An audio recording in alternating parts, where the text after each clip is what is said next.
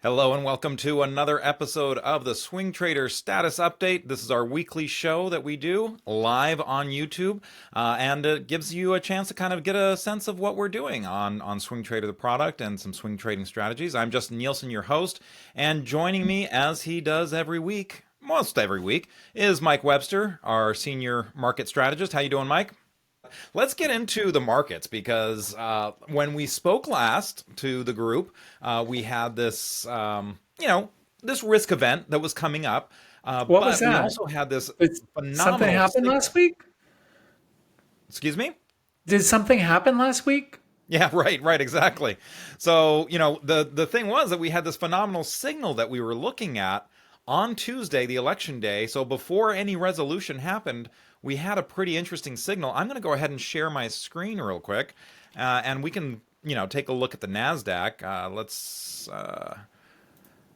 pull this up. And here's the Nasdaq. So again, just to kind of reiterate, we had this nice move back above the 21-day moving average line, and it also cleared the highs of this Thursday gap down that we had. And so it was really interesting. This was a very positive day.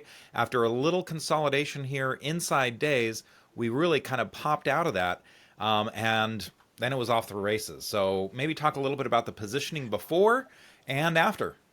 Yeah, so that was a beautiful setup. Like if we had been going into even any mild risk event, that's where you just gun it. Like, you give it everything you have. And we had gone down very light, after that break of the 21 day that we had the Thursday before, that where the big gap down where we sliced through the 21 day.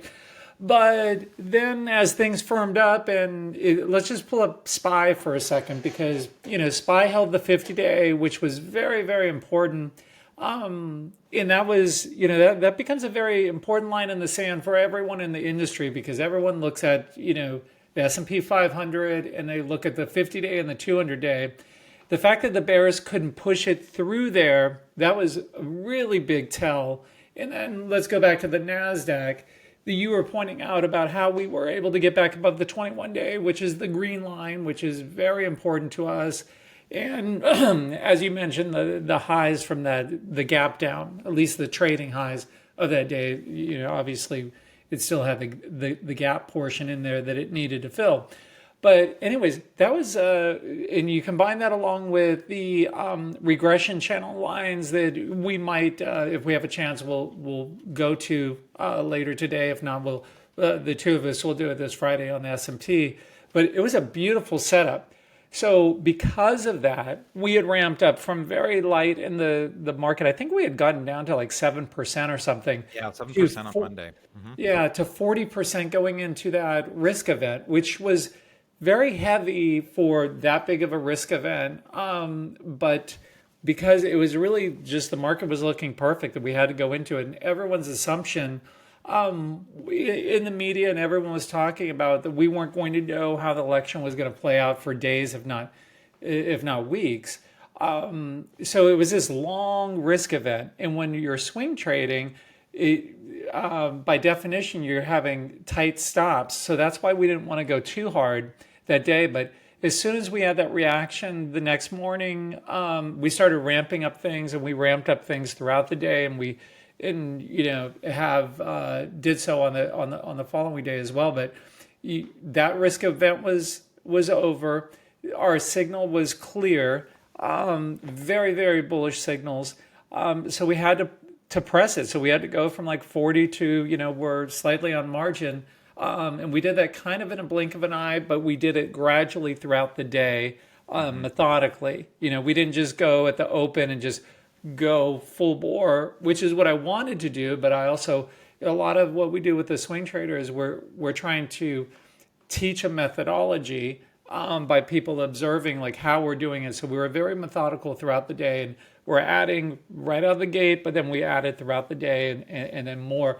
And we started off with ETFs because primarily ETFs because when you have that volatility of a big gap up, and if you're using stops that are typically 3 to 4%, tight, those gap, just a normal natural fill of some of a gap is going to trigger a lot of swing trader stops, 3 or 4%. So that's why we wanted to get heavy exposure. And the best way that I know to do that is doing it through ETFs, and some of them were leveraged, like 2x on SPY and Qs, which I have position in SPY and Qs, and then As do eventually we I. did the IWM.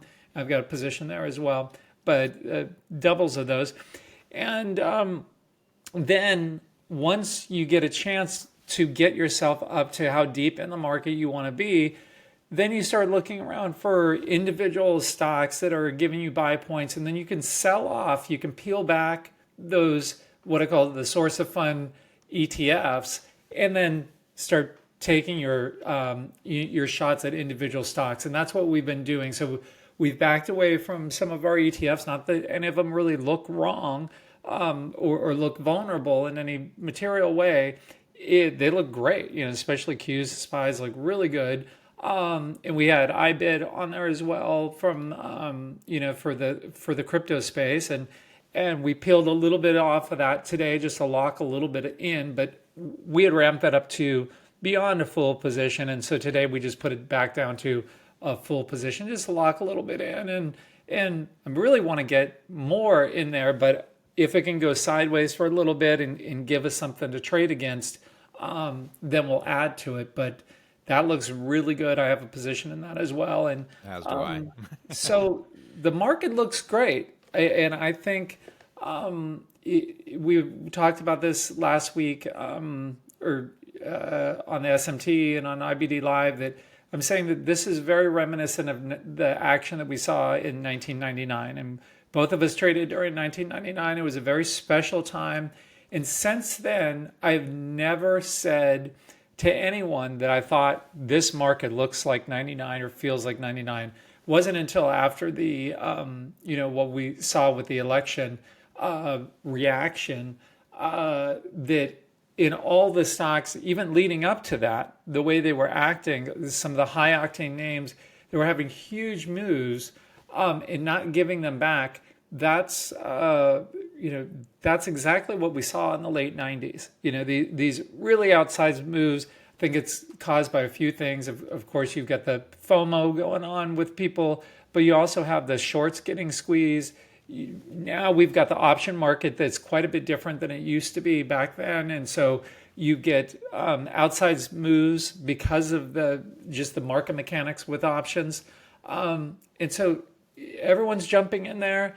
And you've got to figure out a way to ride some of those, and that's what we're going to be doing and started doing with SwingTrader, is taking some of these more aggressive positions, and we'll get stopped out of some of them. And that's fine, that comes with the territory. But I see that you pull up 1999, and let's go back to October. That gap up there. Let's do a change date there. So. Right now he's at April of 2000, and just picture how this looks right now. Keep that in your mind, and now we're going to go back to that gap up, and you're going to see how different that looks, because now the chart isn't compressed, and you can see all these wiggles and wobbles leading up to that late rally that we had in 99. And everyone who maybe didn't trade 99 or doesn't remember it as freshly as the two of us do, thinks that 99 was all just the end of that year. And it wasn't. It was a tricky year. And, the two of us, along with Charles Harris, when we were working on the market school rules, which is just an automated way of market exposure based on what the indexes are doing, when we were doing 99, that was tricky, right?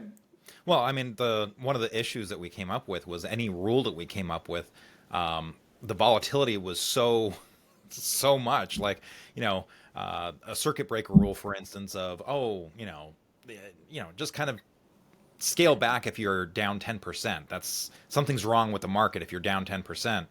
10% drops were happening like on a regular basis. Every 3 days you'd be down 10%. Yeah. And then it would be up 10%. And this was also, look, Bill O'Neill, the founder of Investors Business Daily, he was having to do adjustments because for decades he had used 1% as his criteria for a follow through day, and it was like 1% was just your average day. It was supposed to be a day of strength, and 1% at that time That was wasn't a even tight really day. a day of strength. Yeah. Why don't you hover over any one of the bigger bars to show how, how much they were? Yeah. I So, mean, this was a day that was down 3.5%. Here's a day that was up 2.6%. I mean, this gap up that you're referring to, that was up 3%. The day previous was up 2.6%. So imagine that, 5% 2 days. I mean, last week, we had 5% in a week, and that was a big deal. That was a mhm. really big deal. But I mean, you had a lot of that happening. I mean, here's a 3.8% drop. Yeah, it was a lot.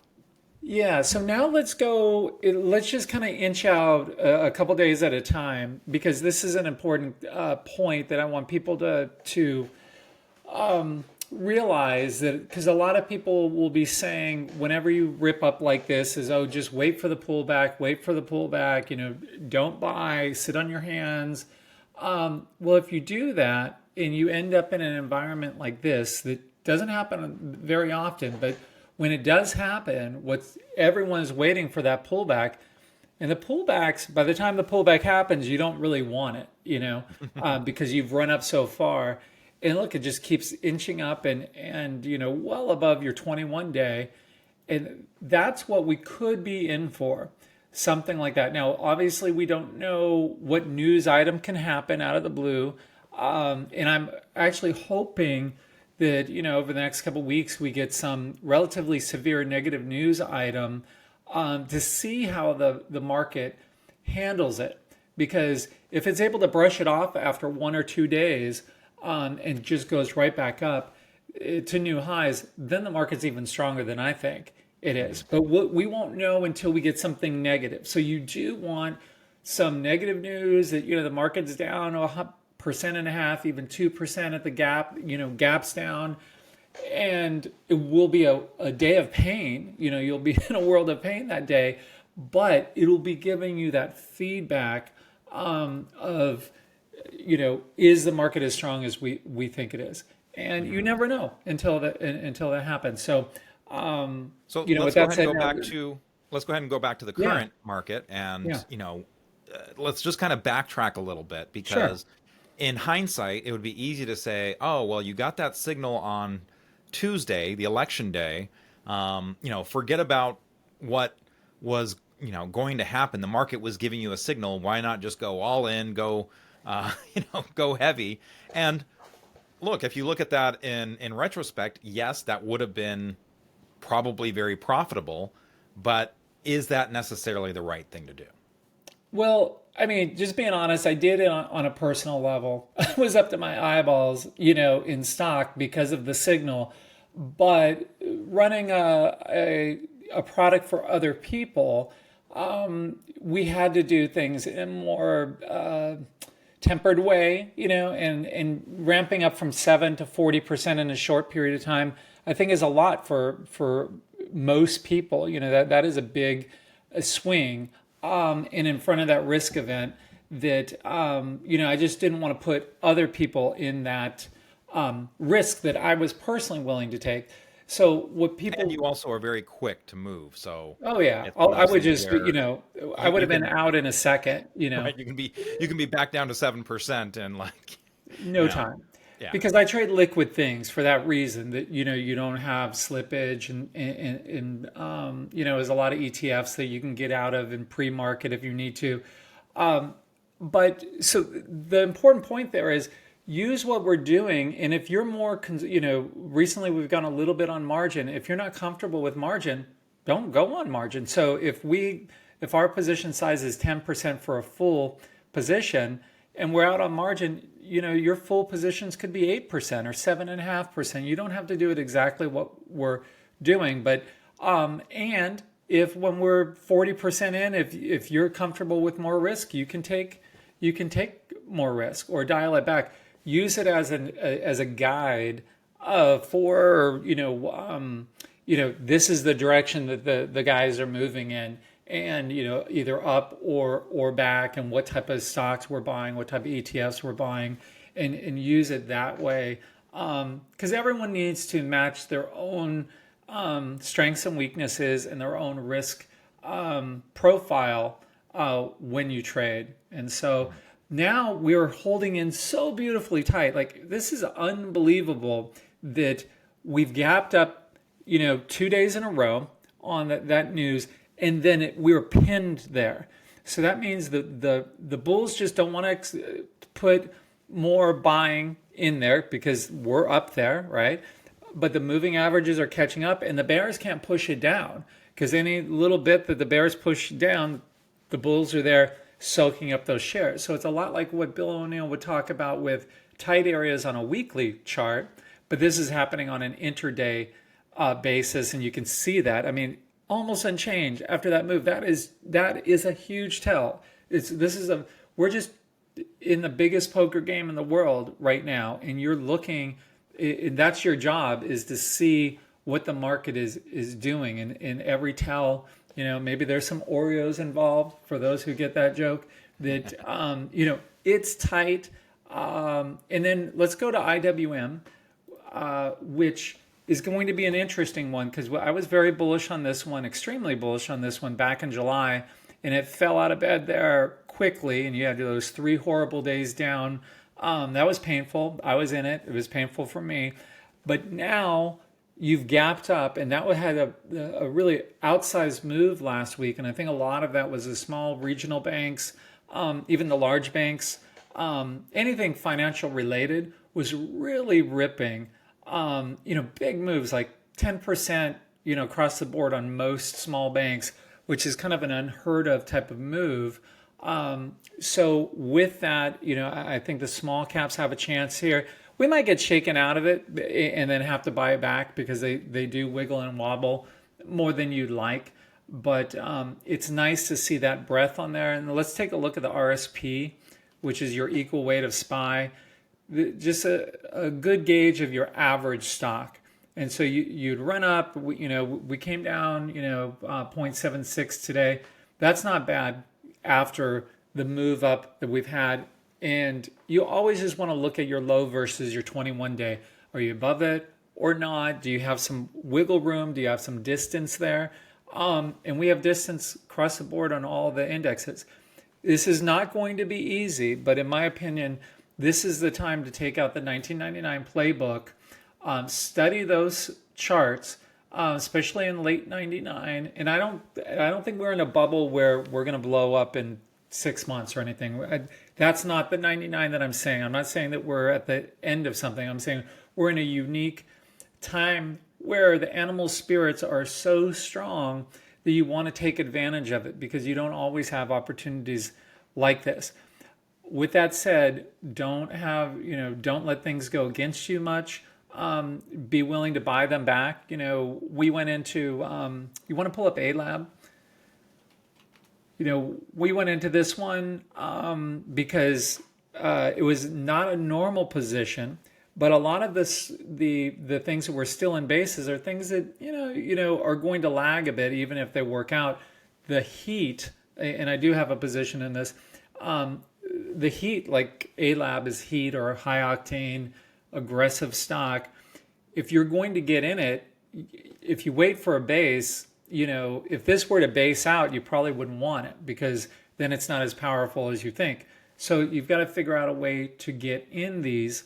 And so you're using, upside reversals, you're using prior resistance, downtrends, and maybe intraday charts. Intraday charts. Something that you're going to be looking at, because, as you said, sometimes you're not going to have a base necessarily that you're buying this off of. So you're going to maybe have to drill down a little bit more.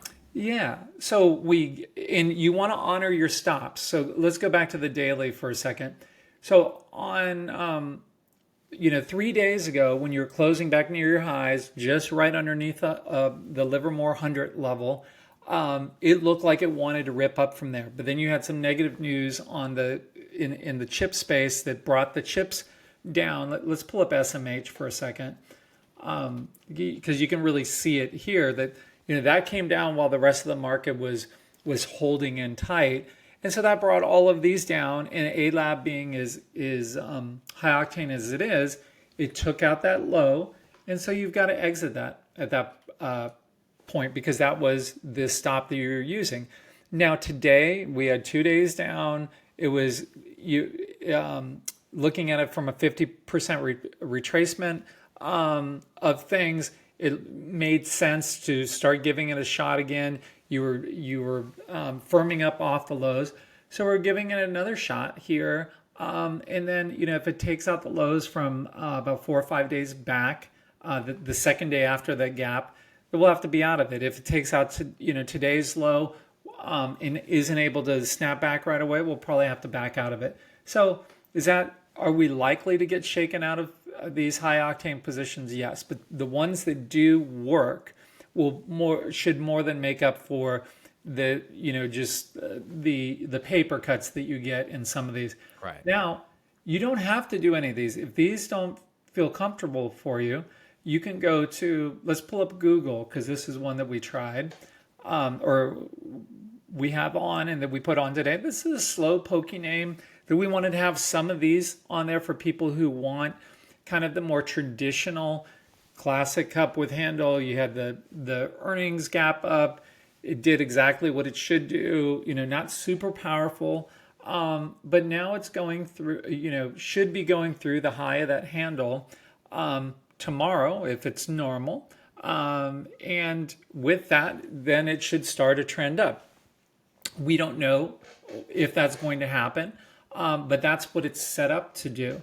And so you can take shots like that with your slower, pokier names, and you don't have to follow along with the A labs if you're not comfortable with that. So we're going to try to do a balance so there's a little bit for everybody who uses SwingTrader. But regardless, have a stop and honor it. You're not always going to be right. You want your stop to be hit and have the stock come back, and then you just have to, that means is you were right on the stock, just wrong on your timing, and you just have to find a new way to get back in. So just be very flexible. You had to be flexible in 99. You couldn't plant your flag down and say, I like this stock. If your stock's not going up, it's bad. Yeah. So just real quick, let's go ahead and I'm going to switch over to our pie graph chart and show this real quick just to kind of show the difference that we've had in this last week. So, of course, after the November 5th close a week ago, we had a lot of cash. We had, our largest positions were in ETFs, and a lot of that was, again, ramping up, using ETFs to start out with. The idea being that we were, if things worked out, that we would either ramp those positions up into doubles like we did, or maybe use those as a source of funds to get more individual stocks. We had the crypto exposure with iBit. We had a few other things in there. And let's go ahead and we'll, again, the biggest thing was a large cash position because we had this risk event with the election, not knowing how long it would take to resolve and what, more importantly, not who won or anything, but what the market reaction would be was the thing that we were concerned about. Now, if we look at November 12th, the close today, still very large position in ETF. We're, as you mentioned, a little bit on margin, so there isn't a cash position, but pretty spread out. A lot of this is through some, ETFs, for example, consumer discretionary. That is an XLY. That's our exposure there. Although some of that is also kind of duplicated with retail, which is kind of under that consumer discretionary too. Internet, software, so definitely some tech with chips and all, but also other areas too, finance as well. So maybe talk a little bit about the way the pie graph has changed and where we're at with that right now. Yeah, so we're intentionally spreading out among sectors, and we've got some slow pokey names on there, like I said, to balance things out. When you have those bad days, which we're going to have some really nasty days, that just comes with the territory. And so we wanted to be both spread out with the types of names, so the high octane names, ETFs, and slower names, a balance there, but also a balance with sectors, because what we're seeing right now is we're getting a lot of news out of DC about how the new administration is going to be doing things and who they're appointing and things. And so that can create some volatility, both up and down in different sectors. And like what we saw with the chips, with the news a couple of days ago. And so if we had, 100% all in chips, that's great if that news is positive, but terrible if it's negative and then the rest of the market goes up and you've got this massive bet in this one sector that is getting hit on some news that there's no way to know what that's going to be. So we're purposely spread out. I think you could be deeper in than what we are with SwingTrader. Right now, we're trying to be aggressive but methodical with things. So as we make more progress, we'll go even deeper on margin. But we're going to do it, like I said, in a very methodical way. And then we're going to back away, quickly if things don't work out. But we don't want to make any concentrated bets right now on any one sector, just because it's still unclear what is going to be what is going to be the leader. You've got a lot of strength in financials. The chips are kind of, a lot of them are kind of base building or just pausing a little bit right now. But you've got a lot of software names that are super strong. You've got retail, obviously, Kava, which we've had on for quite some time, and I have a position in it. I think you do as well. That that reported after hours, and right now the results are very positive. It looked like it had same store sales were, I think I saw 18%. You'd have to double check the news because that seems very high. If that's accurate, that makes sense why it's up so much. I haven't had a chance to delve into the numbers because I was busy. Let's talk about Kava a little bit, because this is something that we did a little different. We went with a position that we held through earnings, and so now this is our second time holding this stock through earnings. We've had it that long that we've gone through two earnings reports. Now, we did ramp this up into a larger position, but we didn't go into this earnings report with that large position. So it's only a quarter. So yes, we're not getting the full effect of this after hours gain that we're seeing right now. We don't know if that's going to translate until tomorrow, right? We sometimes see things act very differently in the aftermarket than they do in the actual market. But maybe just kind of remind our folks what the reasoning behind holding some of these stocks are through earnings, something that we were not doing before. Yeah. So the reason being, that's a big topic, and so I'll try to be as brief as possible. You've got one thing that Bill taught us was to try to find the leading stock in the market, or certainly the leading stock in a sector. And when this one went through the 50-day back in August, that's from memory, that's when we put it on. And I've been saying ever since that I thought that this was the leading non-AI stock in the market. And I still hold that belief. And so when you have the leader, you want to do your best to try to hold on to it. Now, unfortunately, with the earnings, it's a crapshoot. We could have been down, underneath the 50 right now if the earnings would have come out differently. And no one knows how the earnings are going to come out because the companies can't talk or hint or anything, because that's in the post-Reg FD world. So to manage the risk, you can either do hedging the way our good friend and boss Chris Gessel does, and that's something we're probably going to do with SwingTrader in the future, is start hedging some of these. But instead of hedging, we just brought it down to a small position, a quarter going into the earnings, to be able to withstand, if this would have been down 10-15%, which was certainly in the cards. Like, I was like, okay, it could go down 10 or 15%, and then we'd have to back away from it. Let's pull up Shark Ninja, because I think that's a good comparable. Going into earnings, they had a bad reaction. Going into that earnings, if you're intellectually honest, which is the rarest thing in the market, but the most important thing by a mile, by a country mile, being intellectually honest, is everything in the market. And you couldn't tell that that was going to gap down. Yeah, you sold off a little bit into the close and it was stalling for a few days, but that could have easily gapped up as much as it gapped down. So when you go into earnings, this is what you're in store for. The last earnings, it gapped up. This one, it gapped down. It is a total crapshoot. So you either manage that by hedging, or you completely, one philosophy could be you just hold everything into earnings regardless. That's something Scott Sinclair, our good friend, does and does a great job of. He just ignores when the earnings are. Or the other approach, and so you either do it his way, you do it Chris's way with hedging, or you do it the way that I historically have done it, is just dial back down that risk to a point where, hey, if you get a 10 or 15% hit, you can live to fight another day. You just cut that and move on to the next stock.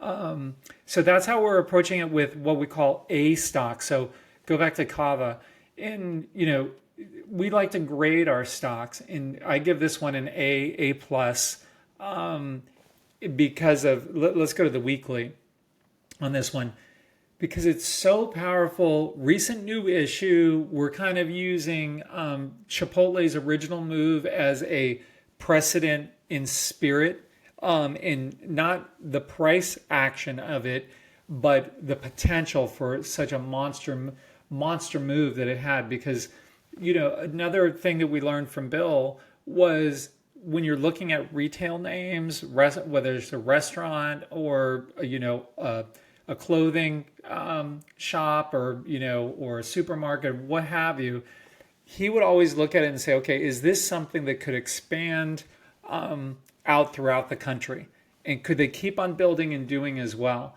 And that's what happened with CMG. They started off, there were just small number of them, and then they just steadily grew year after year. And that's what we think can happen with Kava. Now, restaurants are fads, and if all of a sudden people don't want to eat healthy and eat Mediterranean style, or a competitor comes out with a better something better in this space, well, then this will run into trouble. But this has a potential to be $200, $300, $400 stock given enough time. I don't know that we'll be able to hold it that long from a swing trading standpoint, but we're going to do our best to capitalize on as much of it as possible. So because it's an A stock. Now, if this is a run-of-the-mill stock or a B or a C caliber, we would have sold it before earnings. So that's a long way of saying is, look at every one of your stocks that you own, rate them, A to F, and only really consider holding the A's into earnings. Even if you're hedging, like, why do you want to have a C or a B going into that risk event? And I think, so far, this is the only one that we've done this with. Yeah. So again, that kind of just speaks to what you're saying. It's special. We're treating it differently. It's kind of earned that right, especially with, some of these, really strong numbers. And again, that potential, right now, 309 restaurants across 24 states. What could that turn into? And so I think both you and I, since we both own positions in this as well as SwingTrader, will be probably looking into that, earnings report a little bit to kind of just get a sense of what that expansion might look like and how well it's going. A couple other things to check out. IGV, this was a very early kind of entry that we did as the stocks just started ripping. As we've been talking about, we did some ETFs. We scaled back on both IGV and XLY, not because they were doing anything wrong necessarily, but because, okay, these were full positions. Sometimes it's a good chance to maybe get into some of the individual stocks, or what's the thinking behind that? Exactly. So both of these I think look really good, and so we went from a full position, which is 10%, down to 3/4, which is 7.5. Roughly. Yeah, roughly. that does go to capital appreciation will change things and everything like that. But yeah, There you go, being all precise and technical and it everything. starts a full position starts at 10%, but then once we put it on, that can change depending on what the stock does. Yeah, and what all the other stocks do. So Yes. with these, it's run up as like, okay, it's prudent to lock a little bit in, but really, what I like to do in a good market is when things are up there, you don't have to take the whole thing off. If it's a C stock, you do want to take the whole thing off. But with these, I think there's a lot more left in the tank. On both of these, but we wanted to lock a little bit in because they ETFs, a non-leverage ETF can be a drag on your account, and so we wanted to take a little bit of that off so we could use that capital, the source of funds, to have it for some other stocks or some maybe higher octane ETFs or something that is not run up yet. So the basic concept of swing trading is, when something tightens up and it gives you a signal, you give it a shot. If it fails, you exit it. But if it runs up, you want to take some of it off, and then eventually all of it off if you find something much better. So like the XLY, if that ran up to 230 or so and started stalling around, you might sell the whole thing just to put it into something else that is set up. And sometimes you just have to sell something just to pay for another trade because Right. I didn't want to go too far out on margin yet. So because we're trying to be very, very methodical. I think we closed like 7% on margin or something like that. So Exactly. you don't want to. I'm fine with going up to maybe 15%, maybe 20% on margin in the very near future or even intraday. But I don't want to go too far past that until we get some more wins under our belt. So maybe you can, if you have the time right now, to just quickly go through your regression lines. Sure. Yeah. And Let what me I would definitely tell people is, just as a reminder, this is something that Mike goes through every Friday with the extended SMT video.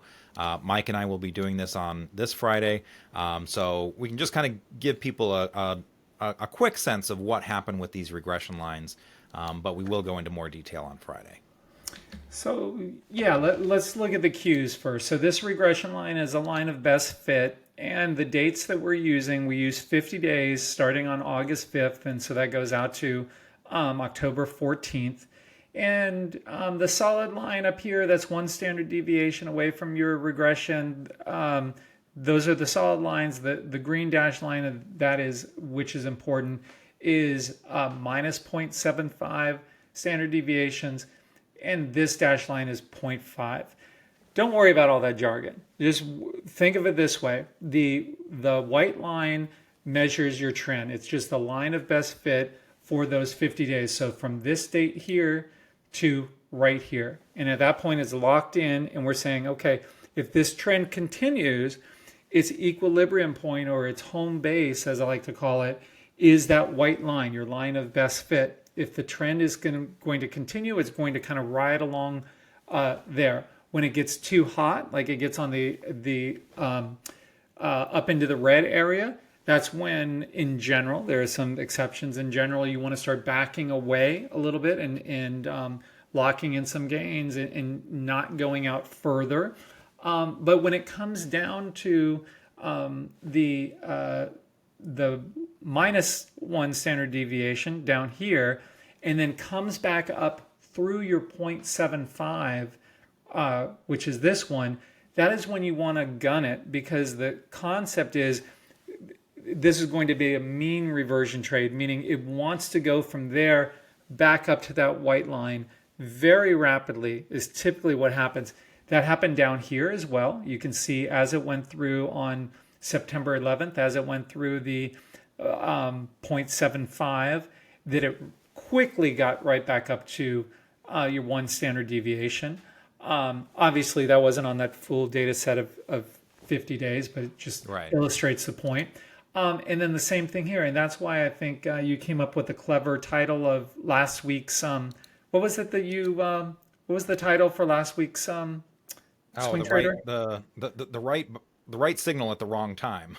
Exactly. So that was, if we didn't have the election the next day, we would have gone 100% invested or close to it on that day, because the assumption was that you were going to go right back up to that. But we have this kind of fiduciary responsibility, for lack of a better way to put it, to just be cognizant of risk, because we have a lot of people following what we're doing, and that's why we had to be a little bit more mellow at 40%. Like I said, I was I was up to my eyeballs in stock that night, because of that signal. Now on the flip side, you had spies, which were problematic because you were underneath that. Even at the close, you were underneath the one standard deviation. So this was giving you kind of mixed signals that it wasn't, this was weak. That was in a weak position. Again, you got to be intellectually honest, that you really would have wanted it more up here or even up here to really have a true signal there. Now this one has gotten back up to its home base or its, regression line there, but you can see that the Qs or even the NASDAQ composite has gotten stronger, and it's gotten up to its plus half standard deviation. So at this point, it could just hold in there tight, and as time goes on, kind of slowly mean revert, in the same way that if a stock goes sideways, the moving averages catch up. The same thing happens with the regression. So I think this is a very important tool to put in your toolbox. Don't use it until you've studied it. And this is something that I'm, currently it's kind of a little obsession of mine. And so I'm going to be tweaking it as I continue on with my research. But frankly, besides the 21-day moving average, I'm finding that the regression, using it the way I'm using it, is pretty much better than anything else out there that I've seen. It's not foolproof. Nothing is. But that's my take on it. It worked beautifully this time. Unfortunately, we did have that big risk event, so we couldn't take full advantage of it.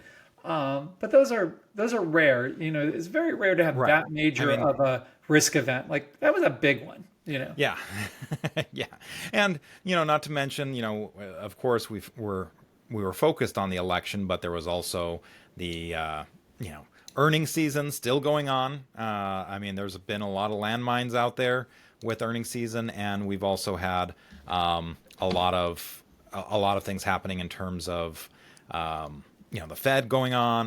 There were just a lot of news items. You're not sharing. Are you supposed to be sharing right now? Yes, I am. This isn't an SMT video. You know that, right? I know, but just one more thing, because it is important. I wanted to share the Webby RSI. I'll be very quick because I know we're way out of time on this one, but we're going to look at, we'll look at SPY. And so this down here is measuring your low versus your 21-day. That's the blue line there. But also what's on here is this orange line, and that is what I use when things are getting a little bit too hot, kind of Althea hot, for those who pick up on that. That once you get up to 3 ATRs, that your high is versus your 10-day simple moving average, that's where you typically want to pare back a little bit, or just assume that things have to kind of go sideways a little bit.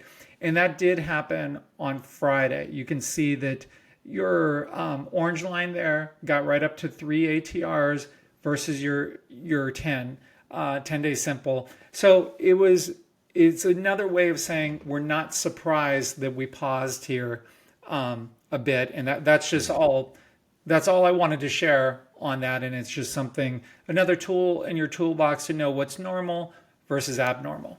Yeah. And as a reminder, again, Mike goes over all of these different indicators, the Webby RSI, the regression channel lines, every Friday on the SMT video. So for more information on that, or for an update, I guess, make sure you check that out on Friday.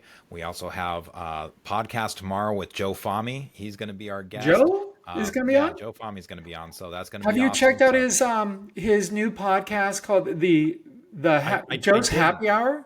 I didn't. Yeah, so I'm definitely going to be doing that. I didn't realize he had started it. He talked about it in Vegas, but He has um, two. He has two of them. One, the last guy was the bass player who wrote one of the songs for Ozzy. One of I think it was "Shot in the Dark." That guy was fascinating. He was like a econ math guy.